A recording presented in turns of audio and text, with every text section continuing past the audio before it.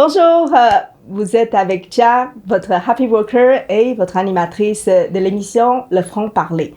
C'est quoi le Franc-Parler? C'est en fait un studio tout intime comme aujourd'hui. Alors j'invite un ou une expert en immobilier pour nous parler de l'immobilier commercial ou de l'investissement immobilier. Ce que je cherche, c'est vraiment surtout de connaître la passion, le parcours de mon invité. Aujourd'hui, j'ai le plaisir d'être avec un grand visionnaire, Alain, qui a un parcours assez atypique.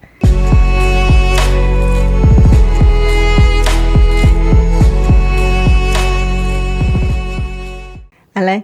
Bien, bonjour, merci beaucoup, Chia, pour l'invitation.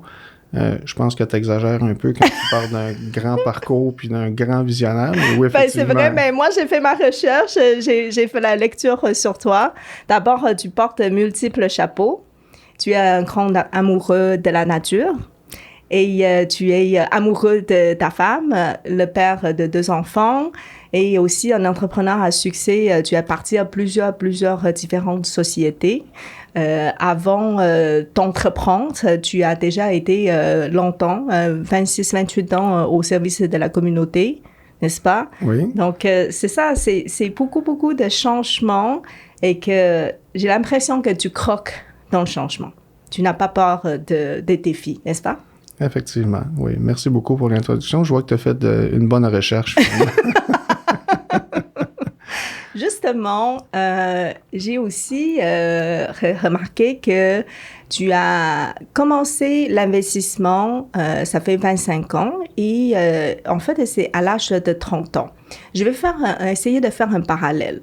Je viens de Taïwan, OK? Et à Taïwan, en fait, on est né comme attiré par l'investissement immobilier. Donc, okay. Ça veut dire qu'on est né là, puis on sait que le plus vite possible dans la vie, on doit acheter notre première propriété, ensuite de deuxième propriété, troisième, ainsi de suite, lorsqu'on est capable. Ici, au Québec, la mentalité, ça peut différer d'une famille à l'autre. Donc, lorsque tu as commencé, est-ce que c'est parce que dans ta famille, vous partagez déjà cette philosophie ou c'est parce que tu as été initié par quelqu'un proche de toi? Excellente question. Effectivement, on voit qu'il peut y avoir un clash de culture parce que au Québec, dans la communauté dans laquelle je suis né, en banlieue, en campagne, on est peut-être plus né pour un petit pain. Alors, on n'est pas nécessairement né dans un environnement où est-ce que la richesse, l'argent, c'est-à-dire le développement il fait partie de notre vie. Non, moi, je viens plutôt d'une communauté qui est en banlieue et je l'ai réalisé un peu plus tard. Je l'ai réalisé un peu plus tard comme à l'effet que je venais d'une communauté qui était un peu plus en difficulté. Quand c'est à l'âge adulte que tu réalises que tes cadeaux de Noël, c'est du poulet, des cannes de conserve puis du papier de toilette, c'est là que tu réalises que, oui, effectivement, que c'était difficile. Mais quand tu es dans le processus, tu t'en rends peut-être pas compte nécessairement. Oui. Alors, moi, je viens pas d'une famille dans laquelle l'immobilier était omniprésent. Je viens pas dans un environnement dans lequel l'entrepreneuriat était présent. Je viens d'un environnement dans lequel moi j'ai été adopté en bas âge, à partir de l'âge de 2 ans et demi, parce que mon père est décédé, il était électricien, et puis il est décédé, il est mort électrocuté dans un poteau sur une job, merci. Puis donc j'ai été adopté dans une famille d'accueil, et j'ai même changé de nom parce que c'est pas mon nom de naissance, Alain Ross. OK. Alors, ça fait que j'ai tombé dans un environnement qui est un petit peu plus difficile pour un enfant. Puis, on dirait que instinctivement, je me fixais des objectifs. Okay. Alors, j'ai eu ça inné en moi. Alors, je me fixais des objectifs. C'était toujours de me rendre un peu plus loin. Des objectifs très simples dans la tête d'un enfant, comme par exemple... j'ai hâte d'avoir 12 ans parce qu'à 12 ans, j'ai le droit d'avoir une carte de chasseur. Alors là, je me rendais jusqu'à 12 ans. Okay. C'est comme si ça me gardait en vie pour certaines étapes. Je vois. Ensuite de ça, j'ai hâte d'avoir 16 ans parce qu'à 16 ans, je peux avoir mon permis de conduire. Alors, je me fixais des objectifs, mais j'avais comme une fibre entrepreneuriale parce que j'organisais, par exemple, une loterie qui, à l'époque, j'ai réalisé aujourd'hui, c'était dans la famille, une petite loterie qui me permettait de faire un 25 $. OK. J'allais ramasser des fraises. Alors, j'ai commencé à travailler très, très, très, très tôt. Je vois, ouais. Puis, à l'époque, étant donné qu'on n'avait pas de revenus, alors j'étais allé au collège avec un prêt et bourse. OK. Puis je m'en rappelle, c'était 3 200 $ pour toute l'année. OK. Alors, ce que je recherchais. Puis à l'époque, aussi en campagne, on connaissait beaucoup plus les métiers traditionnels que les métiers spécifiques comme aujourd'hui. Il y a beaucoup plus de métiers aujourd'hui qu'à l'époque, en tout cas à mon avis. Puis, alors, j'ai décidé, mon objectif, c'est comment est-ce que je peux tomber sur le marché du travail le plus rapidement possible, le plus efficacement possible. Puis, j'avais un besoin de servir les gens, d'aider les gens. C'est bon. Alors, donc, c'est là que j'ai décidé d'aller dans une démarche pour aller dans un service à la communauté. Je vois. Et puis, pendant mes études, j'ai à un certain moment donné, il y a un professeur qui me dit « Toi, tu devrais investir en immobilier. » Mais à l'époque, moi, je ne savais pas trop ce que c'était. Alors, ça, c'était à la Force canadienne ou un autre collège?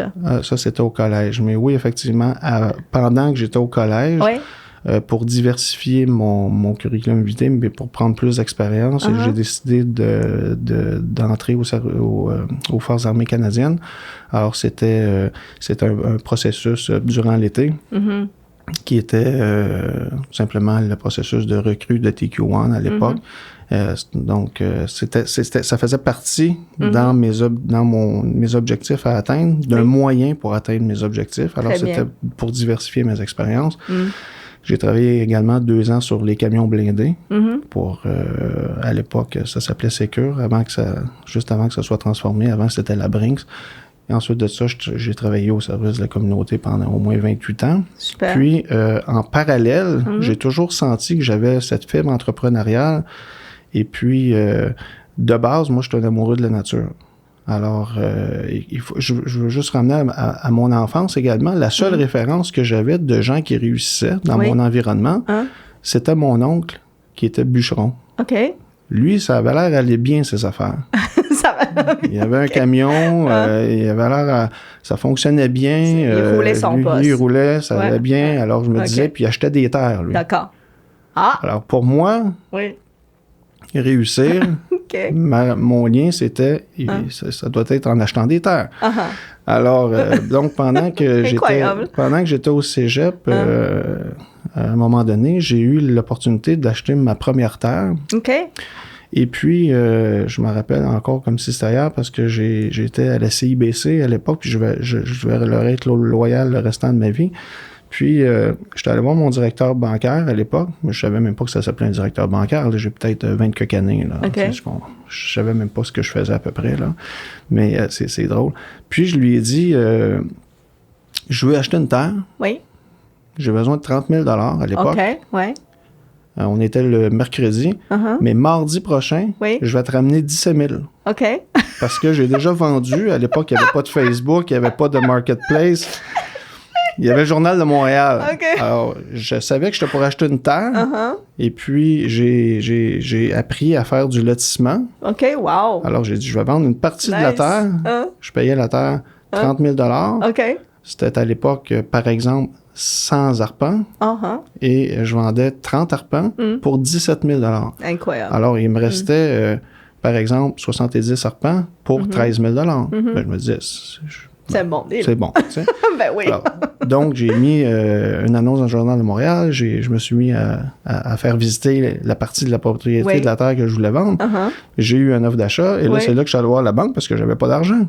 J'ai dit, j'ai besoin de 30 000. Je vais te redonner 17 000 mardi. C'est ça. Là, il m'a regardé. Il m'a dit, hey, le jeune, il dit, c'est facile, il sait avoir de l'argent. Il dit, je te fais confiance. Wow. Ouais. C'est quoi son nom? C'est Marc Parent, OK. qui n'est plus à la CIBC, il est rendu au Fonds dynamique, alors je le salue. La première personne. Décisif. Exactement. Voilà. Alors ça m'a permis, après ça, j'en ai vendu pour 75 000 $. Ça m'a permis de racheter une autre terre. J'ai refait le même processus. Et là, j'ai réalisé que j'avais cette facilité-là de visualiser ce que je pouvais faire avec une terre. Ouais. en utilisant beaucoup la topographie du terrain. Oui. Par exemple, les ruisseaux, les caps de roche, les Oui. limites naturelles des terrains. Absolument. Oui. Alors, de fil en aiguille, à temps perdu, on s'entend parce que je travaillais à plein temps au service de la communauté, Oui. mais à temps perdu parce que l'investissement immobilier, ce qui est le fun là-dedans, c'est que si ça ne te tente pas d'en faire, ben, l'immobilier est là. Les arbres, ils poussent. Puis les chevreuils se promènent sur les terres quand même. Oui, c'est vrai. Je vais juste comme peut-être enrichir là-dessus. C'est qu'en investissement immobilier, il y a comme tout type de propriétés auxquelles on peut s'investir. Donc, il y a les terrains. Il y a les immeubles à revenus qui sont très populaires. Je pense que vous êtes propriétaire aussi de plusieurs multiplexes. Et il y a évidemment, il y a les gens qui pratiquent Airbnb au centre-ville, donc ils achètent plusieurs condos. Il y a aussi les opérateurs d'hôtellerie, donc eux autres, ils peuvent acheter la business puis les immeubles tout en même temps. Donc, il y a différentes façons d'investir en immobilier. Et pour toi, c'était la terre, c'était les terrains vacants. Est-ce que je peux dire que ça nécessite une obsession pour les terrains pour pouvoir réussir. Je donne un parallèle. Mon chum, c'est la même chose. On marche dans la rue, puis là, j'ai dit, les fleurs et tout ça, le ciel est super beau et tout ça. Puis lui, il est toujours obsédé par les terrains. Est-ce que tu es obsédé par les terrains aussi? On peut appeler ça comme ça, oui. C'est une passion. Ça peut devenir une obsession, oui, parce que si je localise une propriété, une terre, puis que je lui vois quelque chose d'unique, je deviens un acheteur motivé, là. Oui. Alors, par exemple, quelque chose d'unique, une chute d'eau, un Eagle Nest. Un Eagle Nest, c'est un cap de roche sur lequel tu peux voir quasiment 360 degrés ou 180 degrés. Oui. Une terre avec des arbres exceptionnels, un lac complet, ou en tout cas, oui, ça peut devenir une obsession parce que ça revient toujours en moi, c'est l'amour de la nature aussi. Oui, oui. Alors, on a de superbes beautés ici au Québec par rapport à ça. C'est vrai. Et aussi, en fin de compte, investir dans les terrains vacants, surtout dans le villégiature et forestier, c'est que les taxes sont minimes.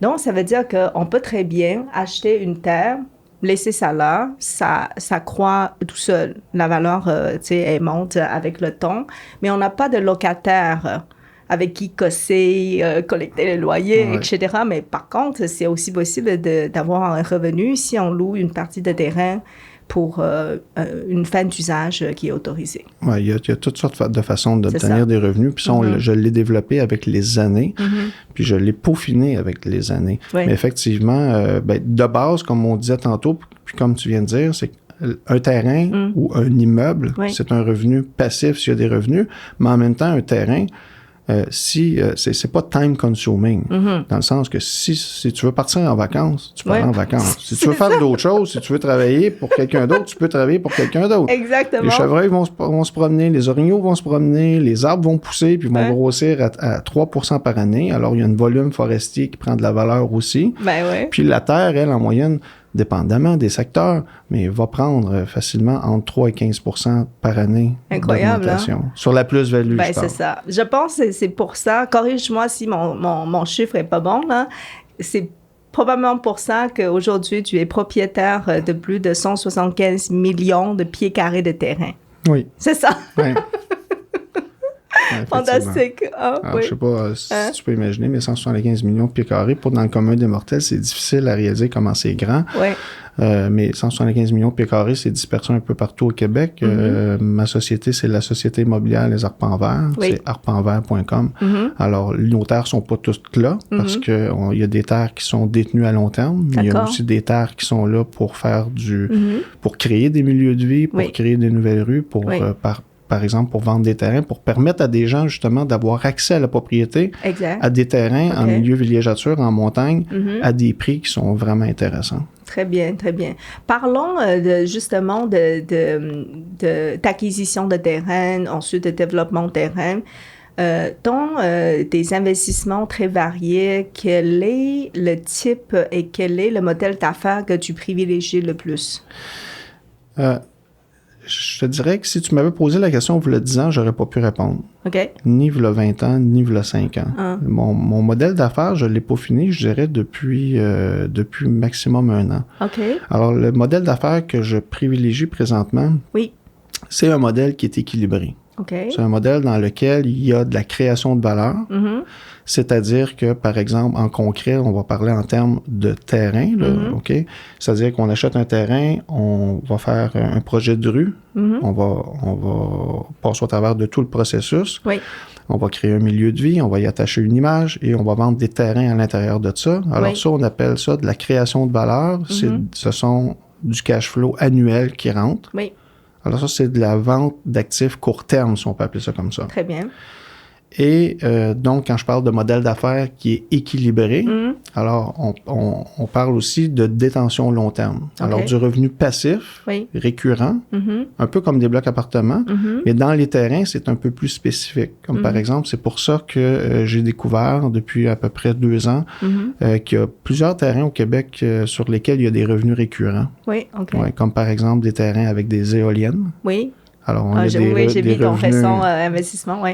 C'est vrai. Des revenus de production d'électricité ou des revenus de servitude. Il y a des terrains également sur lesquels il y a des servitudes d'affectation parce qu'il peut y avoir un barrage électrique plus haut. Alors, on parle des contrats de 25 ans, renouvelables 25 ans. Incroyable. Alors, c'est des locataires 3A sur lesquels on n'a pas... que c'est pas régi par le tribunal. Maintenant, c'est anciennement la Régie du logement. Maintenant, c'est le tribunal administratif, la terre.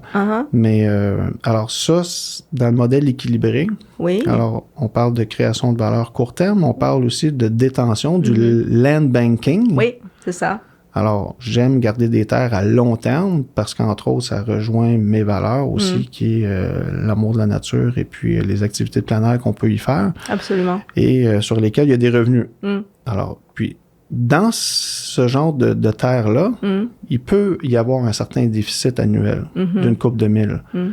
Mais en réalité, on le compense en faisant de la location à des chasseurs. Ben oui. Ou à des gens qui veulent faire des activités de plein air. Donc, alors, c'est ça. C'est donc un investissement sans coût. Ou avec revenu. Exact, c'est ça. Mais en principe, ce sont des investissements qui vont se payer par eux-mêmes. Oui, c'est ça. Okay. Et surtout sans tracas. Surtout Je tiens sans à tracas. dire, c'est sans tracas parce que lorsqu'on a des locataires, qu'on achète une bâtisse commerciale ou résidentielle, il faut toujours dealer avec soit le problème de la structure, soit les problèmes de la personne qui est locataire. Oui. Exact. Très intelligent. C'est ça qui est intéressant des terrains, c'est que si ça ne te tente plus, tu peux arrêter. Puis moi, quand je fais un investissement, la première question que je me pose, c'est « What's the worst case scenario? » OK. Tout le temps. Alors, « What's the worst case scenario? » Comme je disais tantôt, la terre est là. Puis le bon Dieu, il n'en créera pas plus de terre. Exact. Et de terrain. Ce qui est là, c'est limité. C'est ça. Alors, dans mon modèle d'affaires, dans celui que je privilégie, c'est un modèle équilibré. Ça veut dire que c'est un modèle dans lequel ça prend des revenus récurrents, mensuels, annuels. À court terme, oui. Non, récurrent, mensuel, annuel, long terme. Oui, OK. Long terme. Et ça prend également du revenu court terme. Avec le revenu court terme, ça me permet de produire plus dans la caisse. Oui. OK, après le paiement d'impôt, évidemment. Et c'est avec ça qu'on fait d'autres acquisitions. Oui, OK. Et il y a également ce qu'on fait dans notre modèle d'affaires. Nous, on finance nos propriétaires. Oui, OK. Alors, les gens qui achètent des terres qui viennent des arpents verts, on peut leur permettre de les financer. Alors ça procure un revenu qui fait partie aussi du revenu récurrent long terme, qui aide justement à payer l'ensemble des dépenses d'opération de l'entreprise. Très bien. On fait également de la gestion projet. Par exemple, si on fait une rue dans un projet particulier, en forêt, dépendamment des villes, mais la plupart des petites municipalités de banlieue ne désirent pas prendre les rues dès le départ. Ils vont attendre, dépendamment de leur règlement, soit qu'il y a 50% des maisons qui soient construites, mais pendant ce temps-là, c'est au propriétaire d'entretenir le chemin. Oui. Alors, nous, on offre le service de gestion. D'accord. Alors, sur le service de gestion, bien, on charge un petit montant de frais de gestion. Ce montant de frais de gestion-là rentre également dans nos revenus long terme. Okay. Alors, quand je parle d'un modèle que je privilégie, c'est un modèle équilibré dans lequel il y a autant de revenus long terme, court terme. Ouais. Et alors, c'est important de revoir le budget de caisse, D'accord. l'analyse de cash flow, pour voir si mensuellement, est-ce que l'entreprise est en déficit ou est-ce qu'elle est cash flow positif. C'est ça. Puis, à date, c'est toujours maintenu cash flow positif. Ben, nos décisions d'acquisition sont prises en fonction de ce plan d'affaires-là. OK, très bien. Ouais. OK, parfait. Puis, finalement, pour quelqu'un qui se trouve dans la même situation de jeunesse comme toi lorsque tu étais plus jeune, et lui dit, moi aussi, je suis passionné par l'investissement immobilier, quel conseil donnerais-tu pour qu'il puisse partir? Parce qu'aujourd'hui, je pense que les MacParents, ça n'existe probablement plus. Alors, comment il peut commencer? Ben moi, je pense que des gars comme leurs parents, ça existe encore. Ah oui? Oui. Je pense que tout est dans le profil d'un investisseur puis dans la façon que tu vas présenter ton projet. OK. Quand on parle d'un plan d'affaires. Alors, en termes simples, je vais faire telle acquisition et voici mon plan. Puis voici mon plan de sortie. Puis, c'est qui l'individu qui est en arrière de ça? Alors, si c'est bien présenté, je pense qu'il y a des gens qui pourraient quand même aider là-dedans. Sinon, il y a beaucoup, beaucoup d'autres alternatives, comme des prêteurs privés, qui sont des prêteurs alternatifs, comme je disais tantôt, qui peuvent remplacer l'institution financière pour être prête à faire feu dès le départ, c'est-à-dire à faire des acquisitions rapides. À court terme. Oui. Donc, mais pour répondre à ta question, parce que avant de répondre à la question, j'aimerais revenir que l'investissement dans les terres, c'est une chose, mais ça m'a amené à faire de l'investissement immobilier multirésidentiel. C'est ça. Et cet investissement multirésidentiel m'a amené au travers des années à investir en moi, en de la formation, parce que j'ai commencé avec des duplex, des triplex, des maisons. Et c'est là que plus tard, j'ai créé la compagnie Les Immeubles Saint-Anne-des-Monts. On a décidé d'investir en région, en Gaspésie, moi et mon épouse. Et là, on a pris beaucoup d'expérience dans le multilogement. Et ensuite de ça, on a créé Habitation Tremblant, qui est une société à Tremblant dans laquelle on fait de la construction neuve. Alors maintenant, je suis rendu également entrepreneur général pour mes propres immeubles. Alors, pour répondre à ta question, si j'avais un conseil, j'en donnerais 2. Parfait. À un jeune, au début, je l'ai déjà posté sur mon Facebook. Le premier conseil, c'est d'investir dans la personne la plus importante, c'est-à-dire soi-même. Oui. Alors, sur 2 volets. Autant technique que développement personnel. Et le plus tôt possible. Le deuxième conseil, c'est le plus tôt possible de faire l'achat d'un immeuble, d'un duplex, un triplex ou un quadruplex qui reste au personnel comme propriétaire occupant. Oui. Alors, quand on donne ces 2 conseils-là, les réponses qu'on va obtenir, c'est « pourquoi je ferais ça? » Ah oui?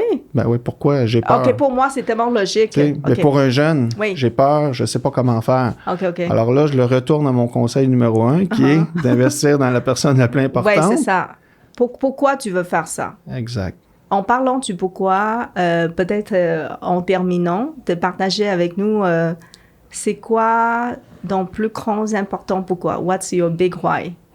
Moi, mon Big Why, vraiment, je l'ai découvert au travers du processus de développement personnel. Et moi, la raison principale pourquoi je fais tout ça, c'est pour bâtir un patrimoine familial pour mes enfants et mes petits-enfants. Et pour leur permettre, dans le futur, d'être capable de prendre des décisions en pleine liberté financière. Alors, ça rejoint un peu mon historique d'enfance. On comprend pourquoi. Alors, c'est dans cette direction-là qu'on s'en va. Et moi et mon épouse, on partage la même vision. Alors, c'est vraiment dans un but de familial, tout ça. Wow, génial. Alors, j'ai des invitations à te faire. Merci beaucoup, Alain, d'être ici avec nous aujourd'hui. C'est vraiment un plaisir. J'aurais pu jaser avec toi toute la journée. Alors, à la prochaine. Merci de votre écoute. Si vous avez des questions pour Alain, si vous voulez comment investir dans les terrains vacants, c'est les arbres verts. Société immobilière des arbres verts. Exact. Merci. À la prochaine. Merci beaucoup. Merci.